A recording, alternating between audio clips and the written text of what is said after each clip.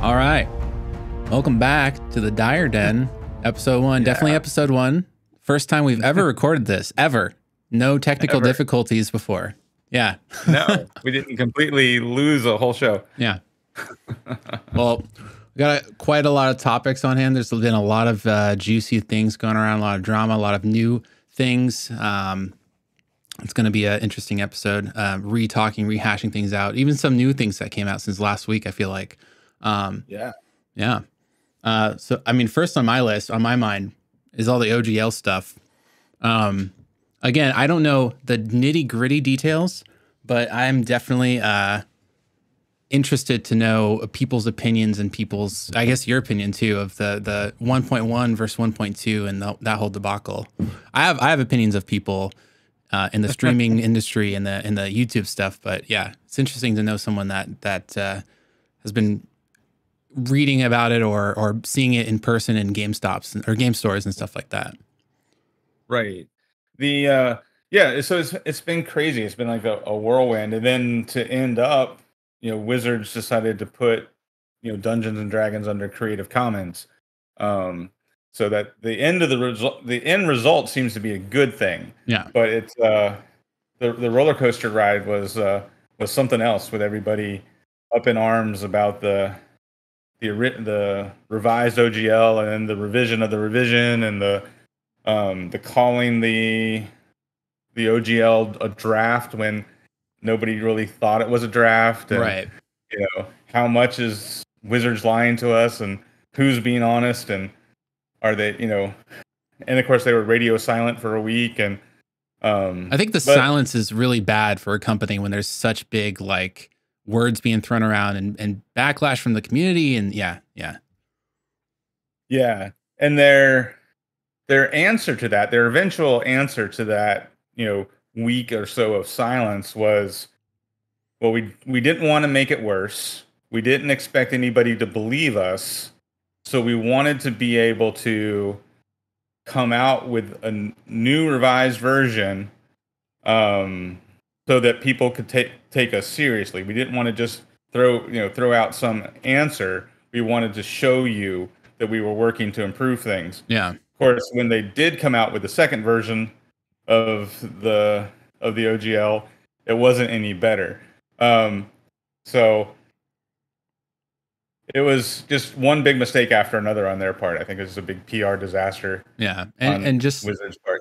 I keep on getting snippets from TikTok and YouTube and some people on stream and stuff like that. I follow a lot of different streamers on Twitch that do Dungeons and Dragons specifically things and stuff. And just hearing it reminded me of quite a while back ago, where there was so much promotional work to be done for. I'm going to relate it to video games. And right. YouTubers would stream the video games or play the video games. And there was just this kind of symbiotic relationship of pushing this to the audience and really, getting people around the game and buying the game or wanting to be a part of it or watching the game and getting it more popular. And that was that's a huge thing for D&D. It's become, when I think of tabletop role-playing game, I think of D&D. There's not a whole lot else out there in my mind, which you have a lot of information and you're going to talk about it later. Bunch of different styles of tabletop RPGs. But the one company in this whole world of streaming that was just, sticking to their guns and saying no, or having hoops and ladders to go through, was Nintendo. Where it kind of reminded me of this, where it's oh, you want to talk about Nintendo or do something with Nintendo? Well, you're going to have to pay us royalties. We get 40% or 50% or whatever it was that they wanted. And just kind of put a sour taste in the community towards the brand of Nintendo, a huge brand that people love. And just, it kind of made me think of the same thing with what's going on here. It's there's a lot of creators out there and people I know personally that were I'm kind of worried. I can't create the things, that I'm passionate about, that I'm knowledgeable about.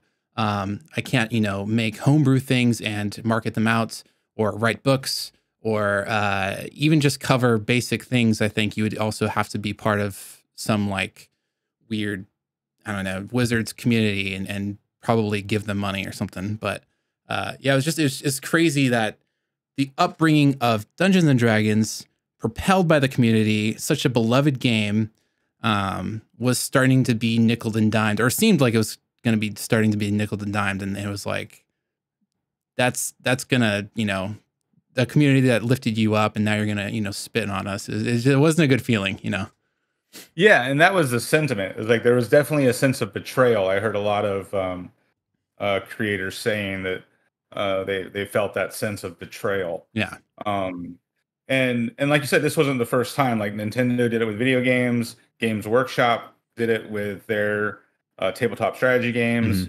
Um, it was a while back. Games Workshop started. I think they called it like Warhammer Plus or something like that. They basically wanted to have like a Warhammer channel, Warhammer app, Right, where you'd get all your info from. And in the process, they tried to limit what you could say about Warhammer on YouTube and other sources like that. And it was all a very similar feel to all of this. And the reality is these games aren't anything without a community. Yeah. Right. It's not like, I produce widgets and you buy widgets. I'm the producer, you're the consumer. It's not a cut and dried relationship. Yeah. It's if I make a game, I need you to play that game. Yeah. And you need other people to play that game with you, or else you can't really enjoy the game by yourself. And the more people who play, the better the gaming community, the better the game gets. Yeah. And that was the whole intention of the OGL in the first place, is Wizards way back then realized they couldn't make enough content for Dungeons and Dragons. Right. They needed more creative minds injecting into it. Yeah. Right. That they couldn't produce everything. There were people who would want dark fantasy. There'd be people who want, high fantasy. There's people who want, more exploration, more social interactions. There's people that want more tactical combat, and they can't design one game for every type of play. Yeah. Even though that's what D&D tries to do. They realize the limitations of that, partly because they studied back, I get like what would have been like the late 90s. They studied what caused TSR, the original makers of Dungeons and Dragons, to fail. So they said, take a look at what TSR did wrong. Why did they go bankrupt? How do we avoid that? And well, one of the brilliant ideas they came up with back then was the OGL.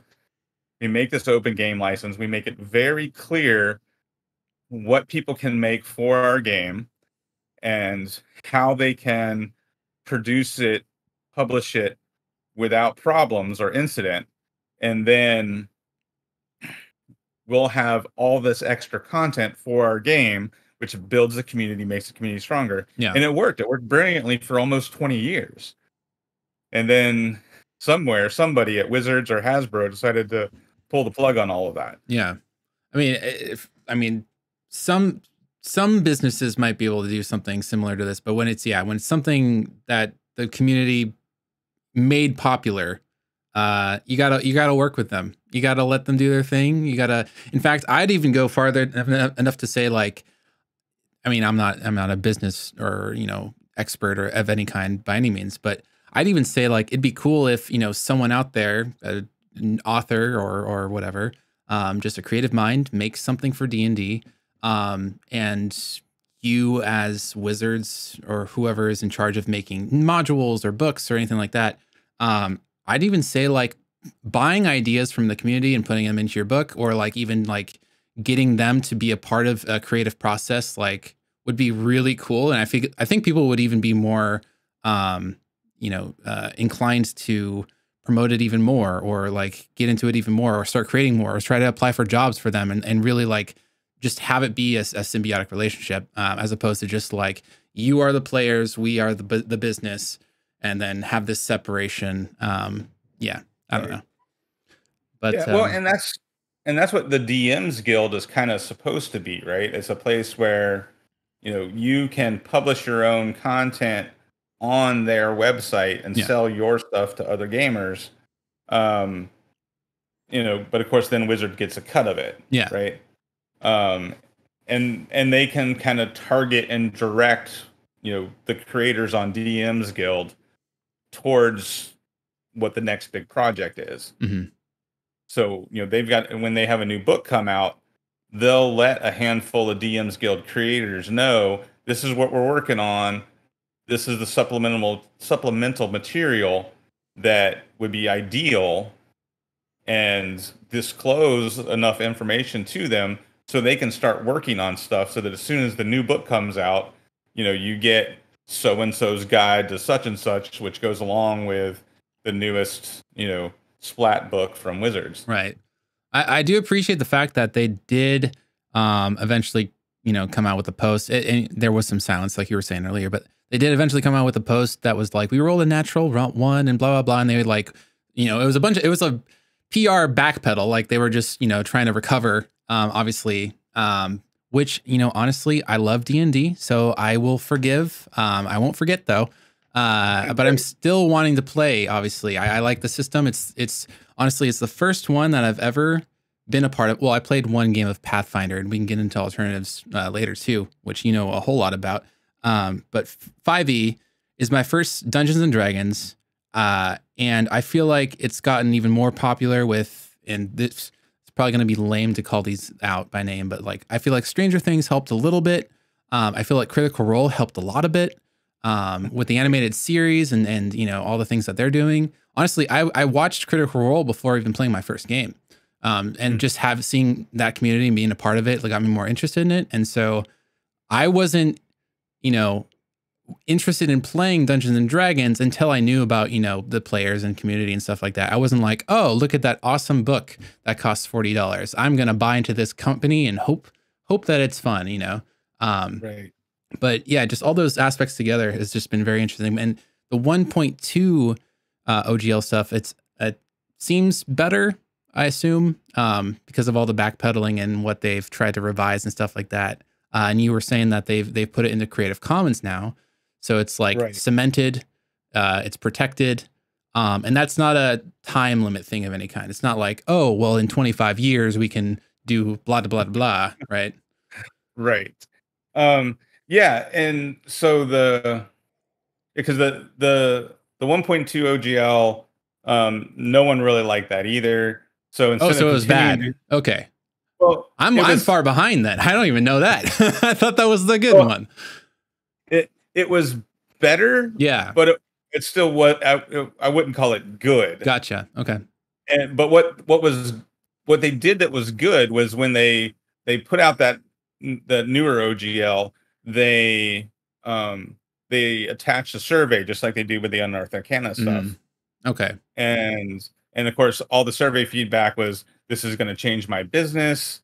Gotcha. This is going to cost, me revenue. This isn't going to work for my company. And then you had fans being like, this has existed for almost 20 years. There's no need to change it now. And so that's when they just decided to go the Creative Commons route. Okay.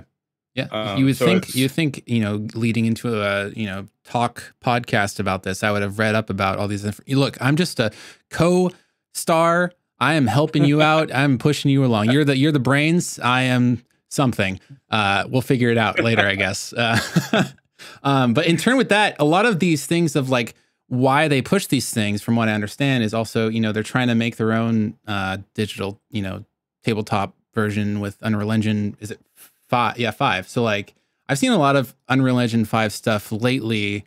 Have you ever seen those like photorealistic renders of like buildings and cars and stuff of Unreal Engine 5? Yeah, Unreal Engine 5 looks amazing. So I'm interested to see what they're going to produce with, or even if it's like stylized and it's not supposed to look, realistic. It's still, interesting to see what they'll do. But is that one of the reasons why they were trying to push this OGL thing, was their own proprietary stuff, or is this something in response of like, well, here's Creative Commons, but we can possibly do something on the back end with this other product that we have now? Yeah, well, so what they've said, which not a lot of people, you know, really buy 100%.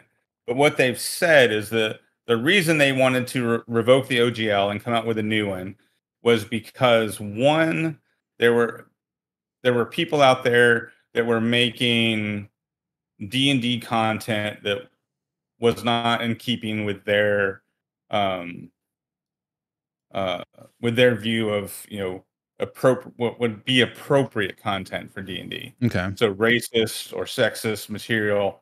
Which is good And to keep out of the world. We don't need that. right. Yeah, there's nothing wrong with keeping that out. Um, the the reality though is that there was a very small amount of that stuff out there, Yeah.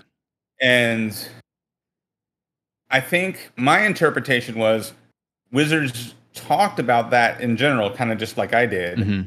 without naming any names of publishers because they didn't want to draw attention to these people that were putting this stuff out. Okay. Um, the one that I kind of ran down and to kind of figure out what they were doing that was terribly inappropriate. There was a group that was making Star Frontiers, which was an old RPG that TSR used to make back in the day. Hmm. And some of the stuff that they had like put out there as playtest for material for their new Star Frontiers game had like very racist, like blatantly racist stereotypes. Okay. Where like the Caucasian characters got +1 to all their stats or something Oh, like that. wow. Okay. Yeah. Not subtle. Gotcha. Yeah. Not subtle at all. So there was some of that stuff out there. Okay. But it still kind of seemed like they were just using that as a reason to protect other things that were on their mind and just not talk about the more like general of things that they were actually going to do then, or well, the other thing that they said they were concerned about was a bigger company coming on board and using the OGL to make their take on D&D. So the example that they gave was like, Facebook has their metaverse, right, or that virtual reality right, space, right? And like if somebody like Facebook came along with their metaverse and made a virtual space where you could play D&D on their software, right? Okay. That was the other concern. Some big pocketed company from outside was going to come in and kind of steal their thunder and cost them a bunch of profit. Okay. So, but yeah, and then everybody assumes that because they're launching this new virtual tabletop of their own, Wizards of the Coast is, that the new OGL that they tried to come out with was an attempt to shut down any competition for that. Right. That's what I kind of gathered from it too. Right. Especially with like asset purchases and stuff like that. I feel like now that they have D&D Beyond, I would hope that if they make a tabletop, you'll be able to use those books that you've purchased on D&D Beyond and have all the assets and stuff like that. But I know that there are. Is it dangerous to like call the? I mean, they probably know all the virtual tabletops at this point. I use one specifically called just VTT. It's a Chrome extension, but it works with D&D Beyond. Like I can use all my books and stuff like that, and it's amazing. So I'm really hoping that if they, with all this creation stuff, if I don't entirely like their tabletop version, I can still use my purchases that I have online, injected onto the other tabletops, and it wouldn't be an issue. But I guess time will tell with that one. I'm not entirely sure. Yeah, and I think that's what a lot of people were concerned about. Like for me, I've been playing since before the internet existed. Yeah. So, back in my day. I'm used to hardcover books. So for me, I was very reluctant to buy stuff on D&D Beyond because it's like I want the physical book and then why would I spend extra money to get it on D&D Beyond? Mhm. And so I hadn't even I had used some free stuff and little purchases here and there on D&D Beyond, but I had never like full on bought in or even got a my own account. Yeah. Like the upgraded account or Right. whatever, the Dungeon $10 Master, you can share content with your campaign and stuff like that. Yeah. Yeah. So when they bought D&D Beyond, that was when I was like, okay, I'm in. Like from now on, I'm going to buy the books on D&D Beyond because now that Wizards owns D&D Beyond, I want to get up to speed on D&D Beyond and use it when the newest edition drops, and I'll just buy everything online from now on. Yeah. Right. So, because I was the hope was the bundle in. thing, right? The physical book and the digital and having it all, Right. And that was the hope. And so I was actually excited when Wizards bought D&D Beyond, and then the whole OGL thing happened, and I was like, oh, wait a second. Yeah. It's also so, a weird relationship too, because when Wizards bought D&D Beyond, I know that Critical Role, and this is harking back to my origins of D&D relationship, is D&D Beyond sponsored for a very long time. I think almost started campaign 2 and the whole thing, and they still are, was a sponsor of Critical Role. And so like connecting that, and then, all of a sudden the people who make D&D bought the thing that they're attached to and they've made content for. They made the Blood Hunter. Matthew Mercer made the Blood Hunter and some other character things and story campaign things. And having it now connected with that, I was like, oh, this is really exciting. And then, the OGL things came out. And they had a tough time because they're creators and they do third-party things and they work with third-party companies. And I don't know if it was on TikTok or Twitter, but they were like, we support, the creative minds and blah, blah, blah, blah, blah. It was like this weird kind of like half in, half out of the pool type of feeling, right. But they have to be careful. I get it. But yeah, all that OGL stuff happened and kind of made me a little bit worried. So yeah. Yeah. Well, and it made a lot of people a lot of bit worried, right? Yeah. So, but yeah, so that was the whole OGL thing. And I think as painful as it all was, coming out the other side, I think we're better for it as a hobby. Yeah. And I think that's the main takeaway. Yeah. Is you had a bunch of people who spent the last month, kind of shopping online, watching, content creators on YouTube and Twitch and all that sort of stuff, checking out other games. Yeah. Looking at, all right, so if I'm going to stop playing. Oh yeah. There was so many companies made posts like that day, like we're starting a new thing like Kobold Press and all these other ones, Right. Yeah. Kobold Press. And then Paizo, who makes Pathfinder, they came out with the ORC, their open game license. Conveniently, that spells out orc. Oh yeah, I don't know why I didn't even think about that.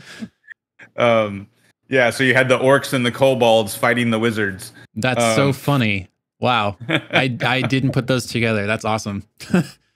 But yeah, so and I know a ton of fans are out there, looking for other games to play. Like if I have to stop playing D&D because I don't like this company that owns the game that I love, what's my best alternative? And Pathfinder 2 sales were up, and everybody was checking out other games, and I think that's good for the hobby. I think that's really good for the hobby. And now that the core part of 5e is in the Creative Commons, it's kind of everybody's game now. Yeah. Which is what it always has been. I know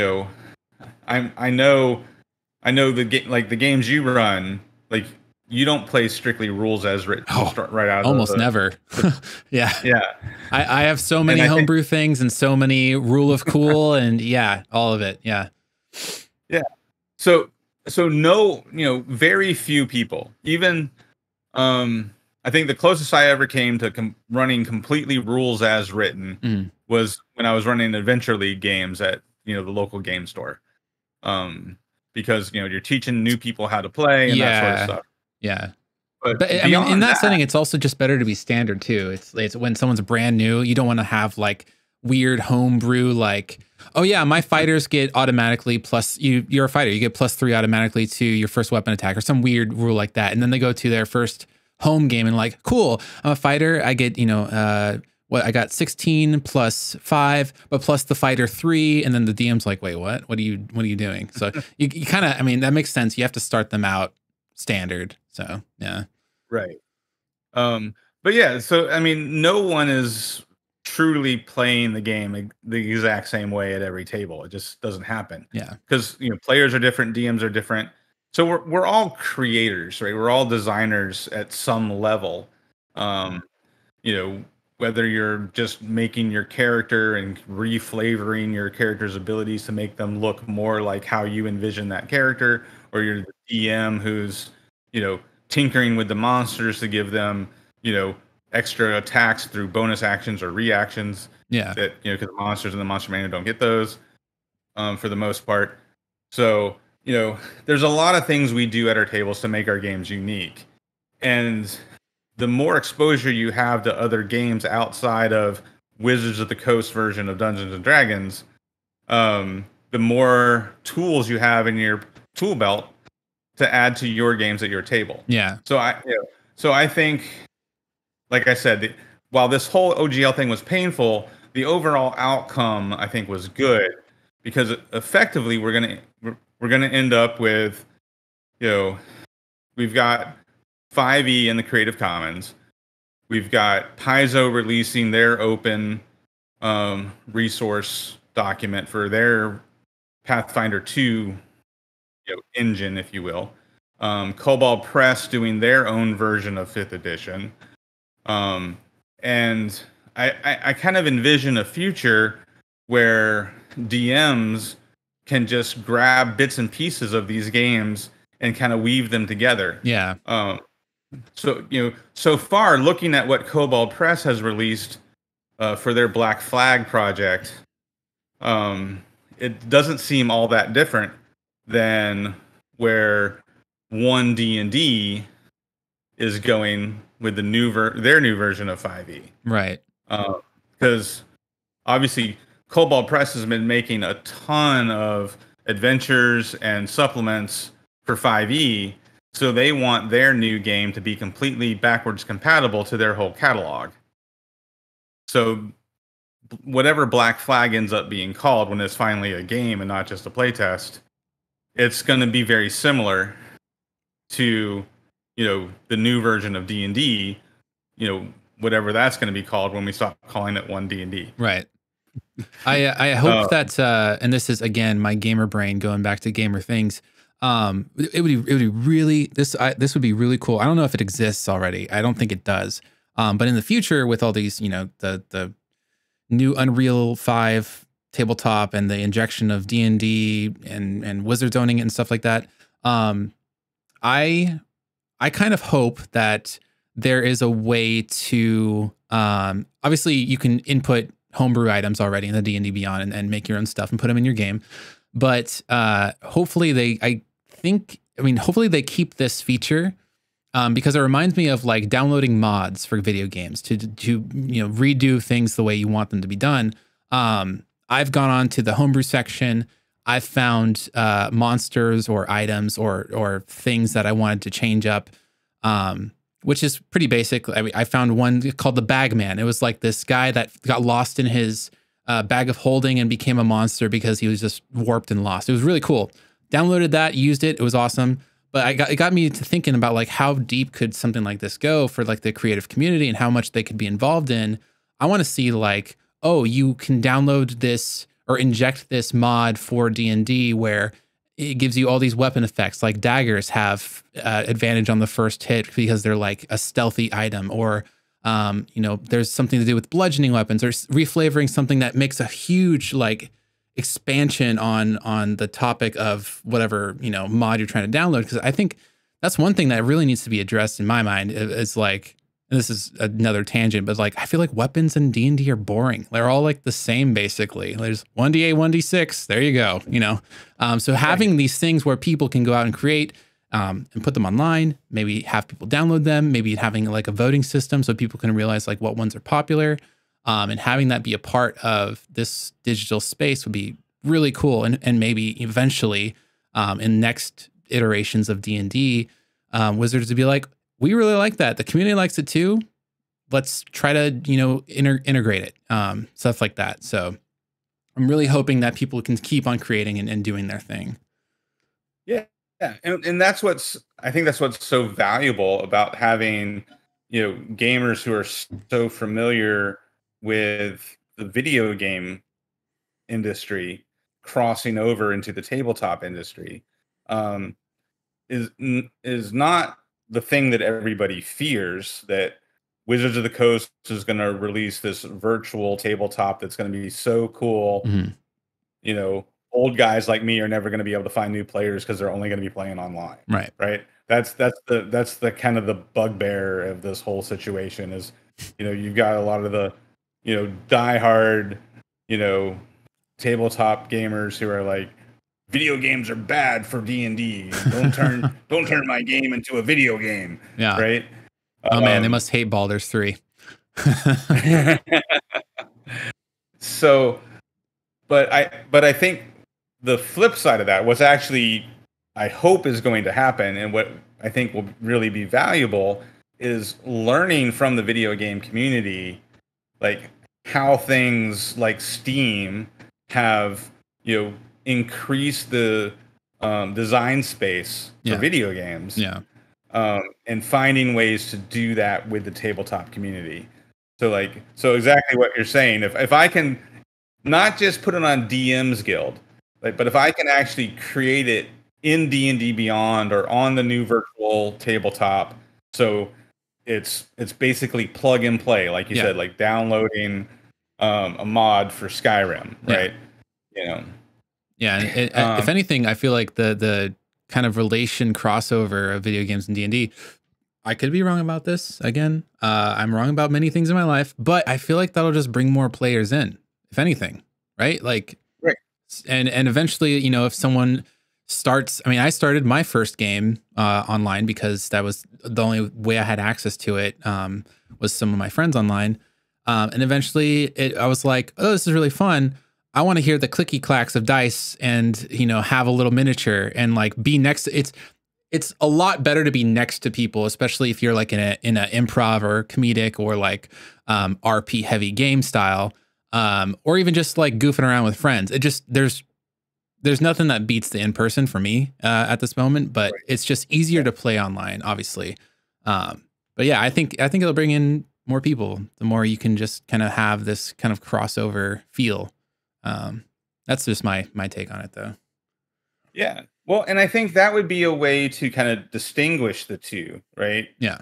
Because the way it looks like is we're going to end up with D&D Beyond and this new virtual tabletop, and hopefully the two are going to be compatible so that you're not buying your books twice and all that sort of stuff. That's what I'm open to. Yeah. They've said that. Kyle Brink, the executive producer of the D&D design team, has said that they should be compatible. They're going to be different apps, mm-hmm. but they should be compatible. So if at least one of those spaces becomes like what you're describing, right? Where you can kind of merge what's happening on DM's Guild with what's happening on D&D Beyond, mm-hmm. or merge it with what's happening on the virtual tabletop, so that people are able to design and sell their own stuff. So because that's the other thing that the virtual tabletop's going to have. What they've talked about is like tile sets, mm-hmm. kind of like a virtual Dwarven Forge kind of thing. And they'll have tile sets that come with an adventure, right? So you buy the new hot adventure, it comes with a tile set of those encounter maps, right? but then you can take, basically like playing with Legos, you can take it apart and rebuild it into something else. Right. That's pretty cool. So, yeah.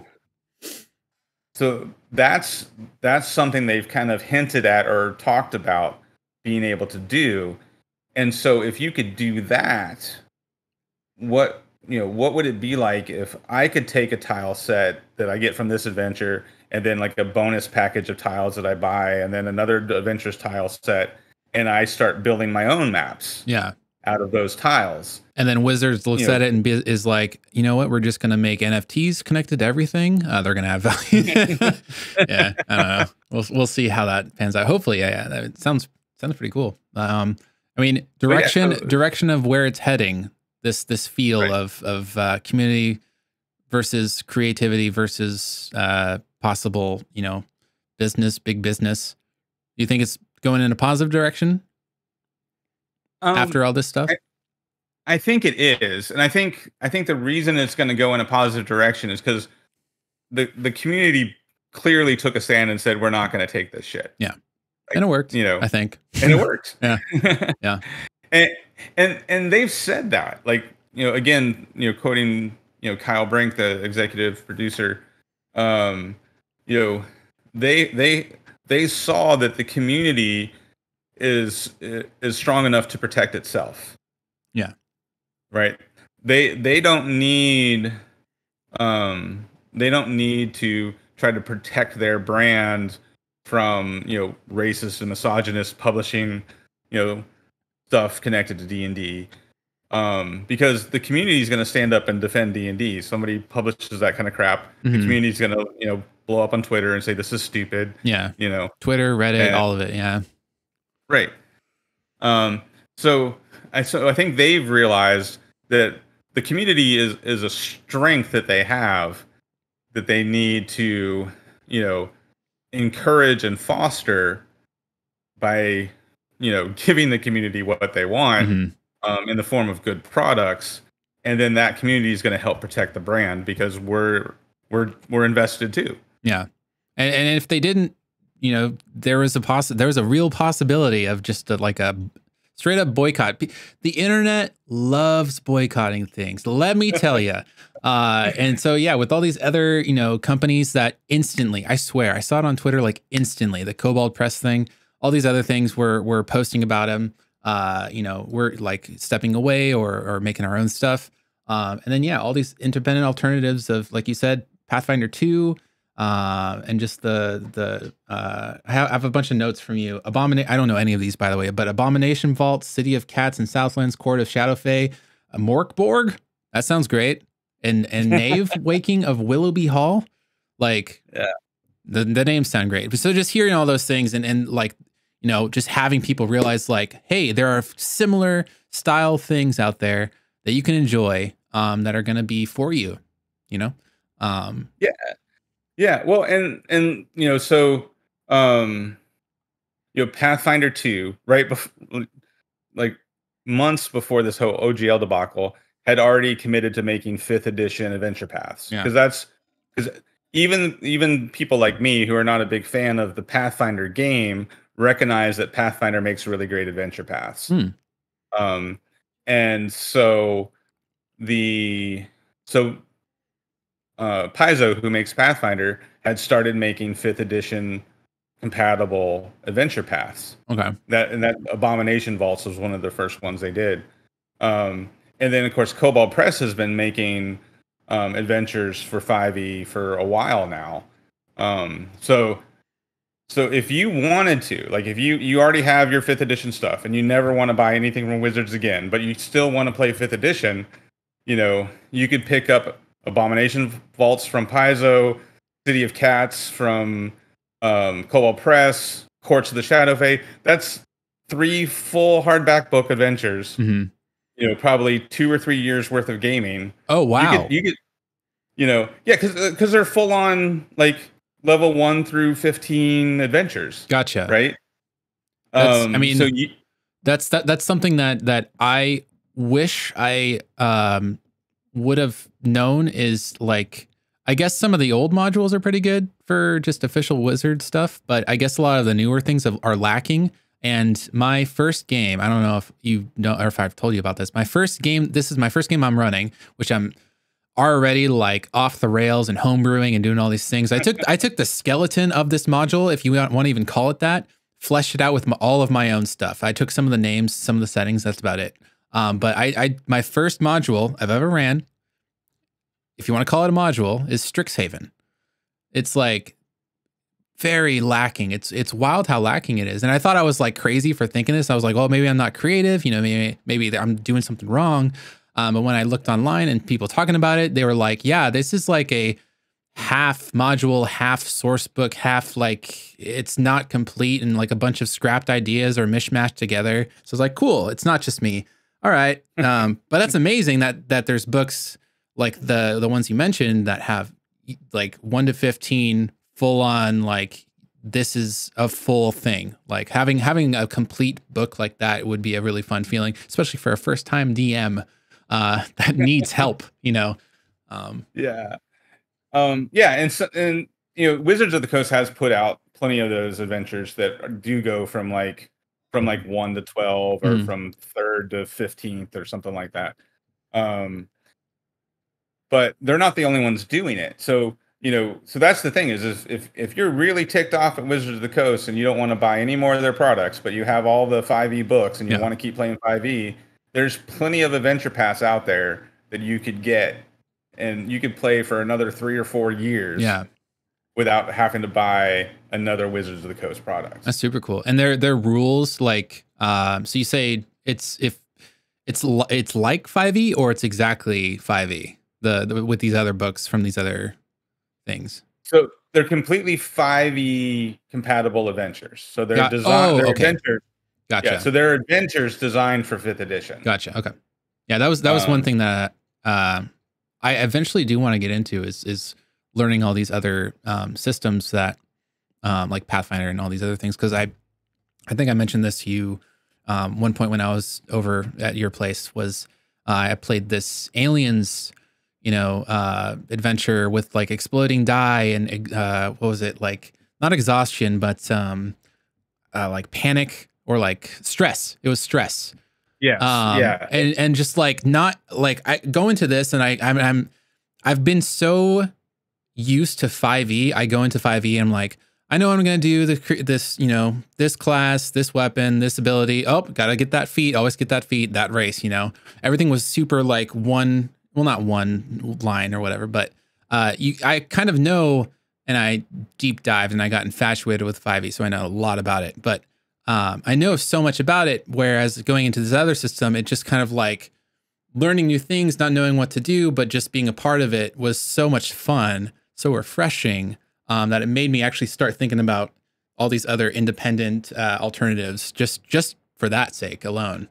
That Aliens game, I've played it too, and it's by Free League, and they make really great games. They're obviously they're very different, like you experienced. You know, they're not D20 based, and trying to remember. I don't know that any of them have set classes. My person, I mean, you had like proficiencies in a way. Like my person was like a mechanic and could like work better, and they had like a worker torch and a pistol. And you have like certain things, but I don't know if that was something that my DM gave me or made for me, because they pre-made my character for me, so I didn't have to really think about anything, or if that was just part of the module or whatever he was running, or a class, you know. I mean, either way, it was a blast. It was a lot of fun. I want to learn more other styles of games to put in my you know, repertoire, my back pocket. Free League makes some great stuff. Forbidden Lands is a cool fantasy setting that they have. Symbaroum, I think is how you pronounce it, is another fantasy setting. They've got a sci-fi setting. They've got like 2 or 3 different like post-apocalyptic settings. Okay. So yeah, Free League makes really good games, but they're different, right? They're not your D20 based you know, systems. They're they're a D6 system that kind of required specific types of D6s Mhm. with symbols on them and stuff like that. So it's a different style of play, but there's a lot of great design in those games. Yeah.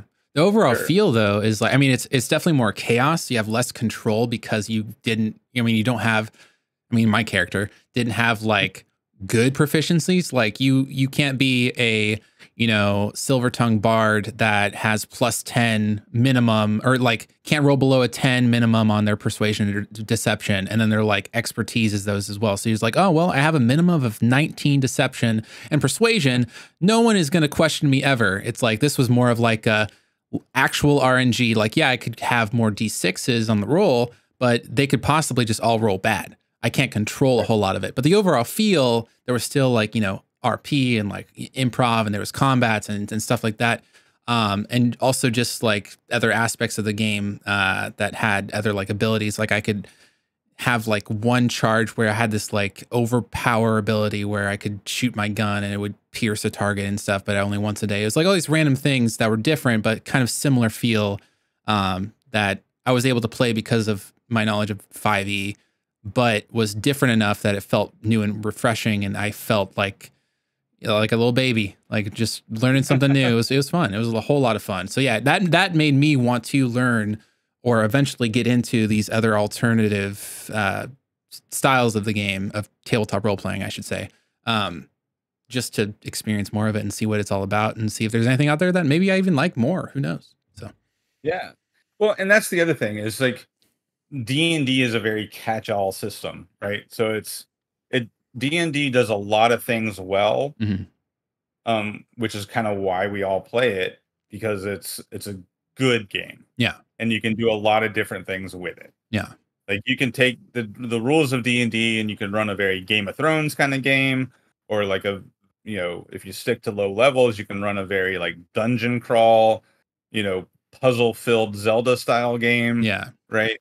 There's a lot of different things you can do with it, but other games that kind of specialize in a genre are going to outperform D&D. Like you can't do a good horror game with D&D like you can with a game that's specifically designed for horror. Yeah. Like the Alien game specifically has the stress mechanic, and that causes you to eventually panic, which added to the chaos and the you know the it feels out of my hands type of thing. Yeah, it was awesome. Right. Yeah. Yeah, and that's something that, you know, when you play something that's not D&D, it sets the expectation. Like if I go and play Call of Cthulhu, I know my character's probably not going to live for very long. Okay. Like that's one way to start a game. Yeah. Just instant despair. Right. My character is either going to, you know, die violently, go insane, or be like a huddled puddle of the soul as the sole survivor. There's like, something kind of freeing about that though. Like just knowing, you know, or expecting even. Yeah. So there's no pressure to like be the super cool superhero. It's just, you know, I mean, it's like you know the genre of movie you go in before you go to see it. Like if I go to a horror movie, I'm expecting to be scared. Yeah. Right. If I go to a Marvel movie, I know exactly what I'm getting. I'm getting, you know, big splashy heroic action. And you know, and that's the difference between like playing Call of Cthulhu or playing Dungeons and Dragons. Yeah. One's horror and one's big splashy superhero action. Yeah. And I actually just recently during, you know, Halloween time tried to do a horror based, and it was pretty like it was kind of scary. I had some creepy moments and like some big reveals and stuff like that. I was trying to do like a summer, and this is another cool thing I like about D&D is different settings and eras, right? Like the standard, you know, medieval high fantasy is obviously the number one probably. This was an 80s summer camp, like stereotypical slasher film type of thing. And I even had a creature in there that was reminiscent of like Jason. I think it was like a lonely shambler or something like that. I don't know. It's something that tried to hug people basically. Very weird, very creepy. Kept on coming back to life. It was great. But the thing is like, no matter how many like despair or like zombies I put around or creepy things, like they always had an answer. They were always like, because they were already level 5 and they like are all used to the game, knew how to like prepare for this and become a little bit overpowered in a way and do all these things to like make it not scary. Whereas with me in this new system that I didn't know that I had less control of, I was like, oh my God, I got to survive. I got to like run. I got to hide. I got to lie, you know, like, and it was a blast. It was such a blast to have something like that. That was just chaos and knowing that there's probably not a way out was kind of a fun feeling too. Yeah. And you can even do that within the fantasy genre, right? And that's like Morkborg is one of the games I put on the list. Mm-hmm. And it is like bare bones Dungeons and Dragons, like with a full on injection of like heavy metal. Oh wow. Okay. Yeah. Interesting. So like, yeah. So think like early 90s black death metal kind of stuff pumped into a D&D game. I'm already thinking of like Metalocalypse. Have you ever seen that show or heard of it? I haven't. No. It was like an Adult Swim thing, but it was like they would randomly just like have, you know, weird barbarian looking things and like demons coming out of nowhere, but they would be playing on like a bass and guitar. It was awesome. It was that totally side subject, but yeah, that's a cool feeling as well. Just violent, you know. Yeah, like dark and violent, and the game is set up with a built-in clock. So there's these like prophecies that are written in these psalms, and there's 6 of them. There's 6 psalms, and each psalm has 6 verses. So what happens is you roll a d6 when one of these prophecies gets fulfilled, right? So you go to Psalm 1, roll a d6, and see which verse happens. And that was this the like creepy religion one that you talked about, or is this something else? Okay, that sounds so cool. I want to actually, that's probably one of the ones I want to actually start playing first whenever I do, you know, divulge out to other things. Yeah, so that becomes the clock, right? Because the world will end when the 7th psalm is revealed. The 7th misery is visited upon the world, right? So, and the miseries are like these terrible things, like all the water turns to tar, or all the children under age 7 become zombies. Oh wow!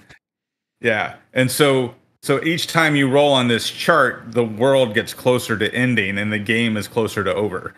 I mean, yeah, going into a game like that is also, pretty cool and freeing, and just like do what you need to do or want to do, because this is the one shot you got, as opposed to, you know, having, I'm also a big fan, I've realized, of like shorter form games. Like, don't get me wrong, I love this campaign that I'm running, and then playing a couple other ones. But I love to just try new things pretty consistently, and, you know, different classes or different styles or whatever. So having something being short form like that, where I can just do something new every time if I wanted to. And if I decide I didn't like something, I can just change it the next time, you know. Really cool stuff. I like that a lot. Yeah. Well, and another fun game that's good for that free form style, one that I really like, is called Monster of the Week. And it's very much based on, like, you know, old TV shows like Supernatural or Buffy the Vampire Slayer, Scooby-Doo, that sort of thing. And so it's, you know, it's specifically designed for shorter adventures, kind of episodic adventures. Hence the name Monster of the Week, right? And it's a lighter on the, you know, rules side, faster pace, but again it's designed for that kind of horror genre. It's really easy to make a character, because if your character dies, it's not that hard to make a new one. Yeah. So, you know, unlike, you know, like 3rd edition D&D or Pathfinder, you know, 1st edition, where, you know, you want to plan out your character for, you know, 15 levels, so you knew which feats to take. Right. At, you know, when you got to 2nd level and 4th level or whatever. Yeah. Sometimes it's hard. You know, you don't want to be a liability in your party, especially with people that, you know, are really experienced. Actually got to play a game where I was in a game where no one was that experienced. And so I literally And this is first game I ever did. I was like the standard hero paladin. Second game I ever did, I was like, oh, I'm like an edgy anti-hero. Third game I did, I was like, I'm just a random schmuck. And then this game I did, I was like, I want to go full deep down into this normal guy. I named him Ben, and I was, I purposely made his stats all 10s. I just wanted him to be an NPC, and he owned a tavern, and that was it. And it was like, honestly, the most fun character I ever had was this weird underpowered guy that like just didn't do much. And it was just part of the crew. Just kind of randomly went in. Yeah. Yeah. Well, and that makes me think of like other rules light games where, you know, the game is really like playing, you know, Ben from the tavern, right? It's just a bunch of random schmucks who his last name like, was PC. It was Ben PC. Yeah, I had to do it. That's great. Yeah.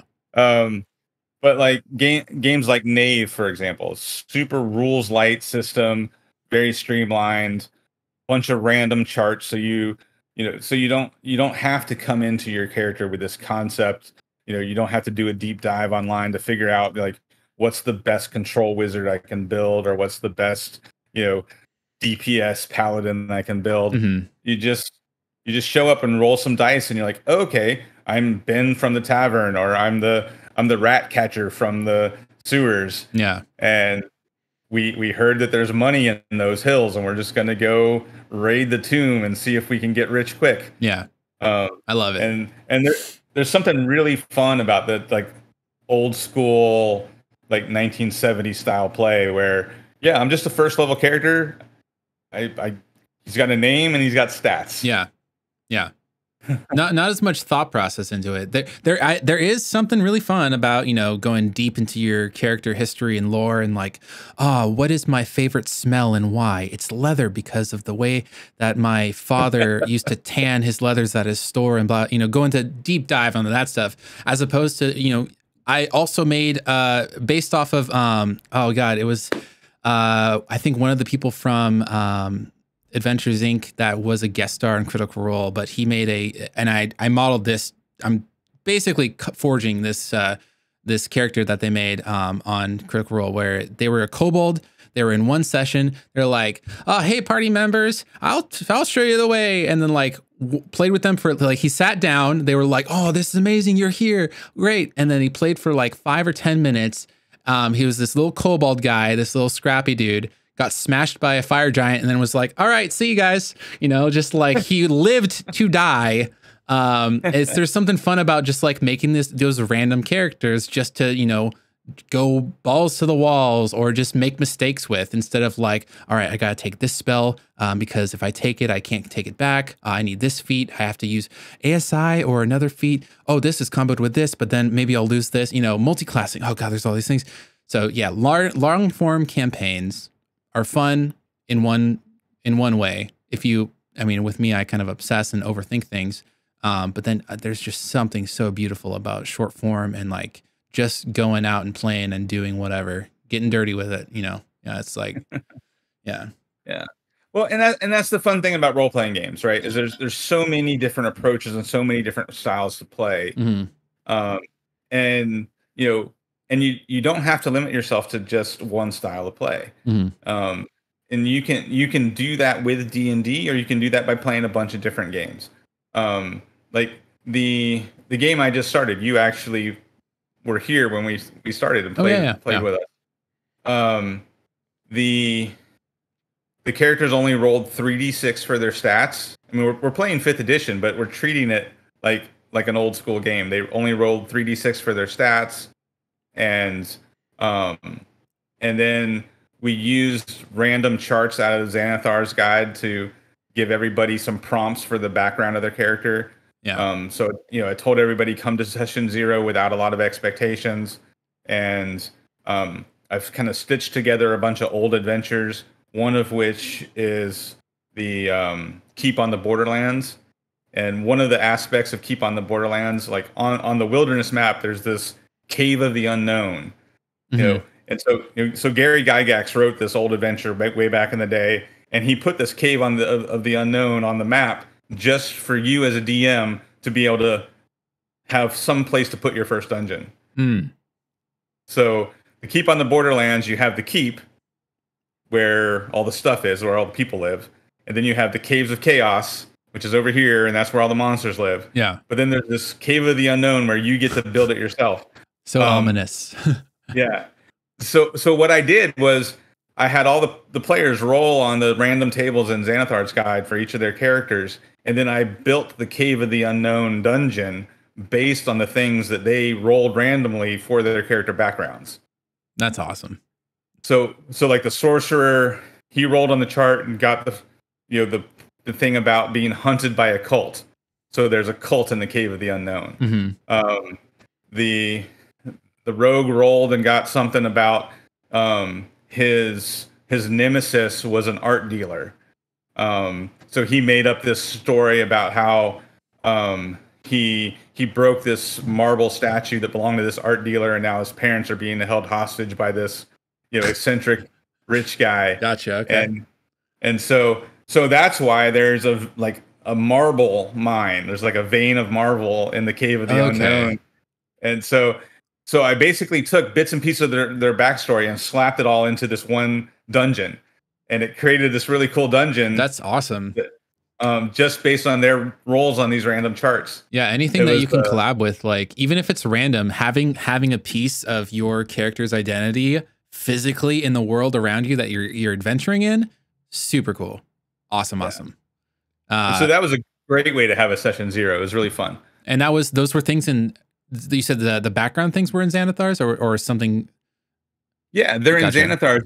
There's 3 charts for each class. And I think maybe the sorcerer has 4 charts, but they're not big charts. They're like D6 or D8. Okay. And so basically I told the players, don't come with any expectations. We're going to roll stats together. And the only thing you need to know is what class you want to be. Yeah. So we started with class, and they rolled on those charts and got a bunch of random bits of information about their character, and then they picked their race and their background based off of those rolls. Streamlined. And then I built a dungeon based off of those rolls. Yeah, streamlined. Just get in there and play. Yeah, that's awesome. It was really fun. And that kind of reminds me of like speaking of Xanathar's, and kind of like I still consider that kind of a newer book. That and like it reminded me of Tasha's, and like what I kind of hope for the future of D&D and like 6th edition and whatever's going on is something that really, and this kind of goes back to when I was talking about and making fun of myself for like, got to be very human, got to take, greater weapon master, you got to do polearm master, got to do, all these things is, and maybe the feats are still going to be a thing and like that.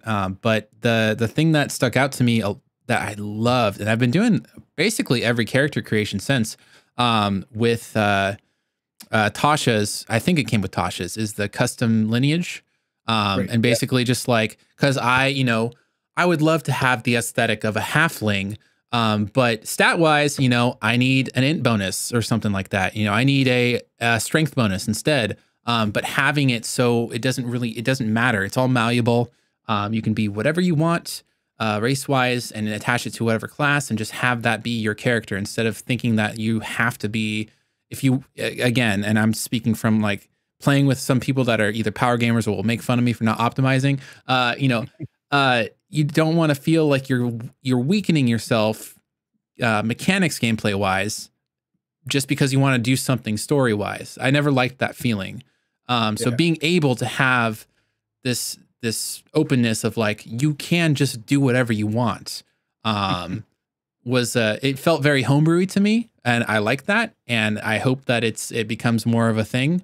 And I've been into it. I've been making a lot of weird characters because of that, and it's been really fun, as opposed to just like being cornered into one race or the other based off of a tier list or whatever, like. Great. So. Yeah. Well, and this might be getting into our next episode, a little preview, but looking at how one D&D has put out how to build your race and your background, and looking at how Cobalt Press with their Black Flag is doing it.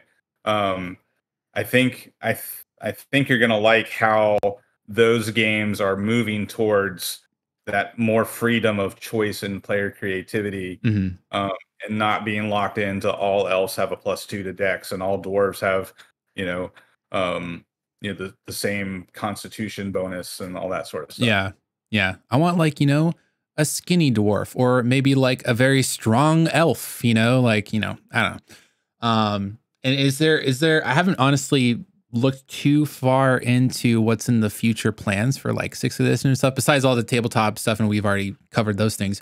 But anything like I think I remember you talking about specifically like a feat system of when you like level up, you get certain feats as you level up or something like that, as opposed to just like picking from a list or you get like choices or something like that, if I remember correctly, or Right. So the one D&D playtest, two things that they've done, kind of um, taking that idea from Tasha's and kind of running with it, is they've decoupled the ability score bonuses from the race. So gotcha. so now your ability score bonuses are attached to your background. Gotcha. Okay. That makes a And lot then of sense. yeah. Yeah. So like if you're a dwarf that grew up in a wizard's tower studying magic and reading books, Hmm. you're probably going to take that character and give them a +2 to intelligence, Yeah. right? Versus constitution. If But you're a if you're sailor gnome, you're gonna, have a little bit more muscle from all the ropes and rowing and I don't know, other boat stuff. That's all that, really goes on in my head. Just a little swole gnome. yeah, little swole gnome who's good at athletics and Yeah. acrobatics because he's up in the crow's nest and swinging from ropes and stuff. Yeah. That's good. I like Um, that change a lot. yeah, and then the other thing is feats are going to have levels. Is what it's looking like with the new one D&D stuff. So there'll be so a lot of those, like, we don't know for sure yet, but it seems like what they're going to do is a lot of those feats that we were all kind of like, that's a little overpowered. These are definitely the top tier feats. Those might be feats that you can't take until 4th level. Gotcha. But there'll be a bunch of feats that you can take at 1st level. And so instead of having prescribed backgrounds, you'll get to pick what stat bonus, what ability score bonuses you want, what skills you want, and what feat you want to define your background.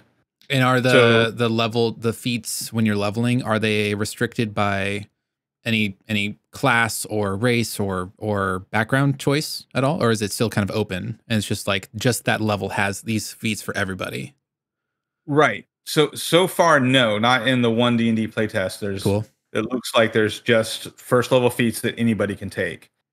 And then there'll be higher level feats as they go up. Nice. So if you wanted to make that sailor gnome, right, you could, you take a gnome, you give them a +1 to strength, a +2 to dex, and and give them athletics and acrobatics ability, and then proficiency and water vehicles or whatever that the proficiency is Hmm. for used for boats, and then pick a feat that would reflect his swashbuckling lifestyle. Yeah. You know, I love it. um, That's yeah. what I've wanted for a long time. So I'm glad that's going to be a thing. Learning something new.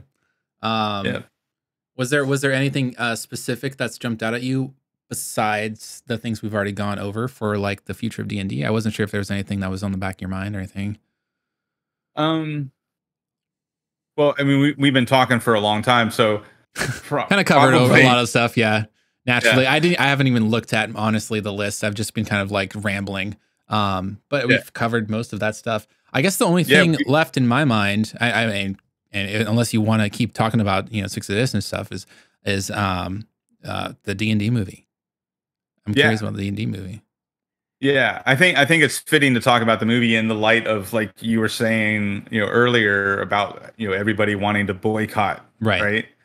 And that was one of my biggest fears, along with everything else, is that this whole OGL debacle was going to cause a bunch of people to boycott the D&D movie, and then we're we're finally going to get a good D&D movie, and it's going to get bad reviews, not because the movie was bad, but because people are pissed off at Wizards. Oh, another thing, bandwagoning, boycotting, and review bombing. Those are the three like proficiencies of the internet. That's what they love to do.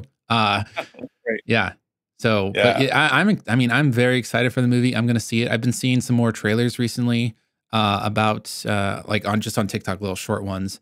It actually looks like funny too, and like accurate to. It almost feels like gameplay things that have happened at a table just taken as a joke and put into the movie. Like I was watching a trailer, and we can even watch it in a little bit if you wanted to. But it's like the main Chris Pine? Is that his name? I'm really bad with actors. Yeah. And his like compatriots behind him. One of the compatriots is like, all right, well, speak with dead. You can ask 4 or 5 questions? I think 5 questions. 5 questions. It will revive and answer these questions and then be laid to rest, never to be asked questions again. And Chris Pine is just like, okay, cool. So can we ask questions now, or like something like that? And then the body speaks and he's like, yes. And he's like, wait, was that a question? And, yes. And it's just like that monkey paw feeling of just like something that would have happened at a table put into the movie. And it's like, I love that. That's so cool. Yeah. And we have, good insight onto, it being a decent movie. We have a good, source saying so. So yeah. A mutual friend of ours who worked on the film says really good things about it. Yeah.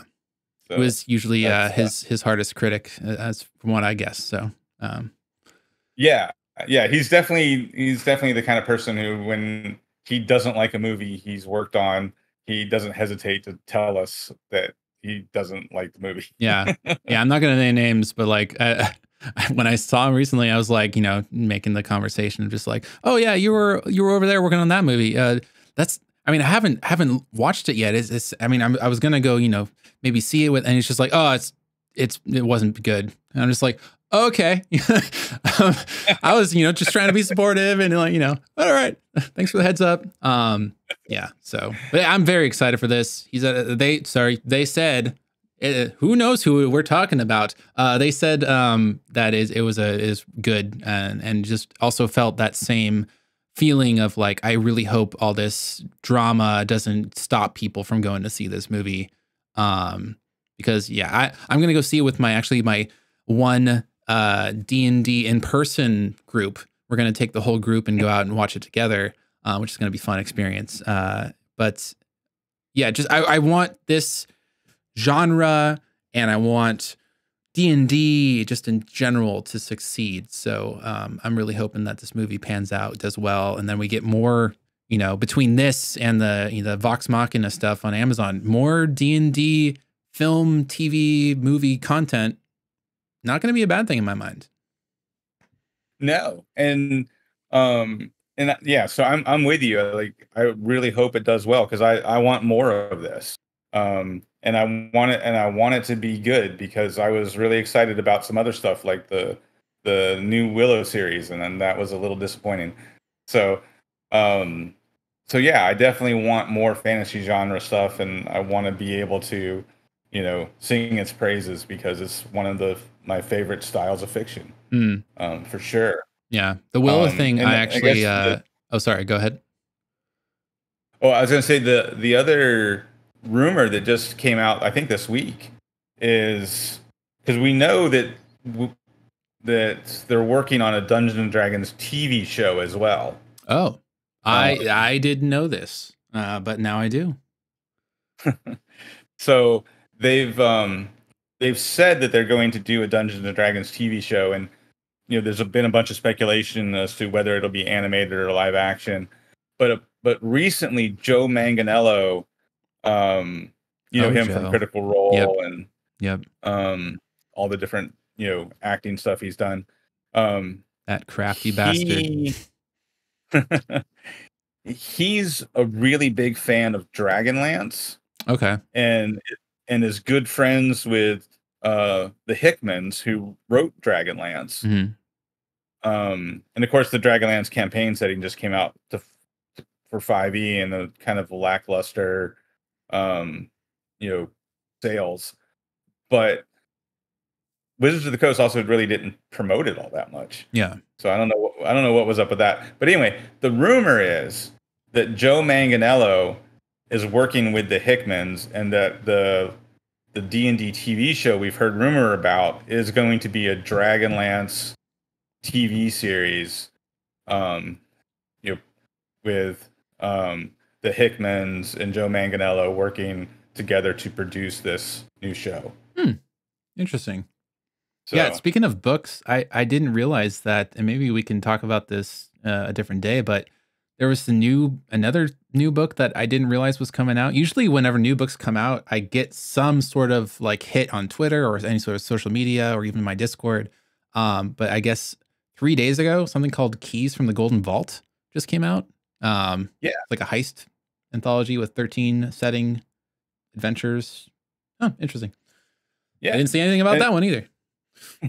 yeah, it's weird. The because for the longest time, Wizards was really good at publicizing their new releases, and um, you know, having live stream games and all sorts of stuff connected to the release, and Yeah.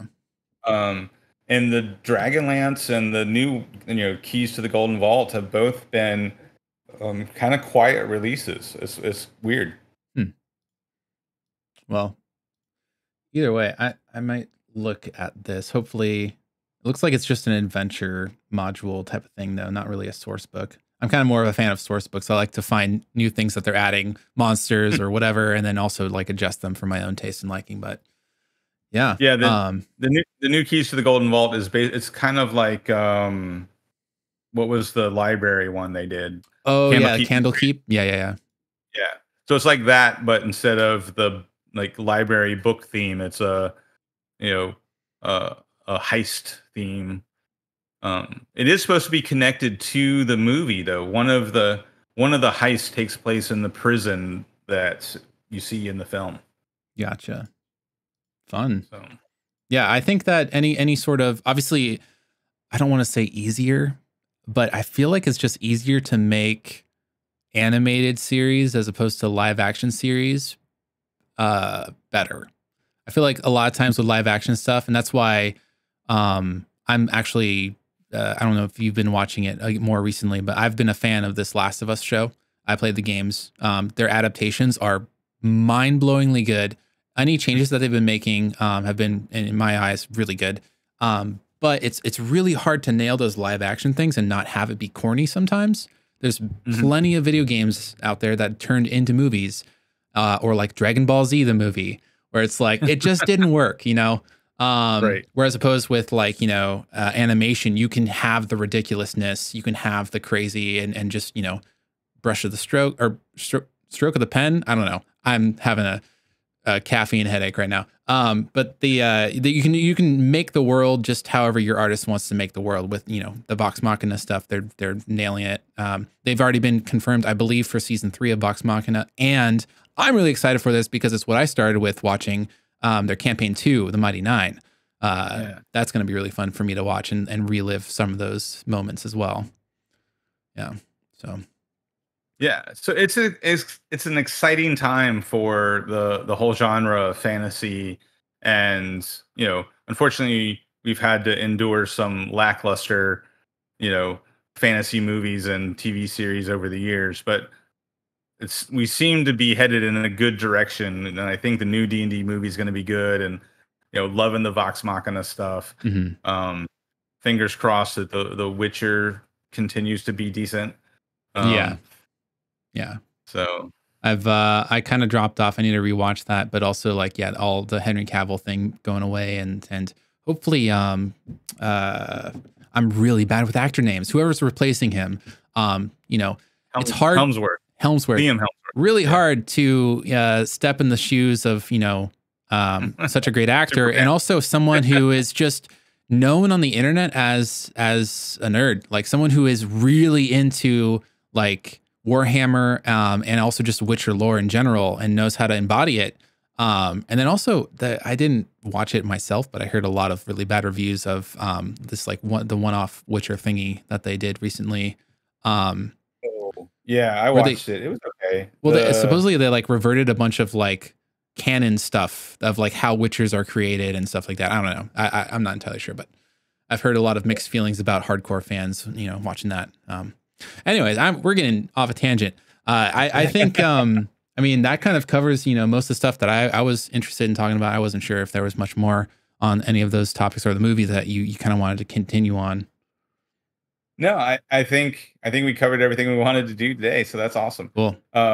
And I can't, like I said, I think we kind of previewed the next thing we were going to talk about was like getting more into the 1D&D and what the actual future of the game is going to look like. And we talked a lot about the future of kind of the hobby today.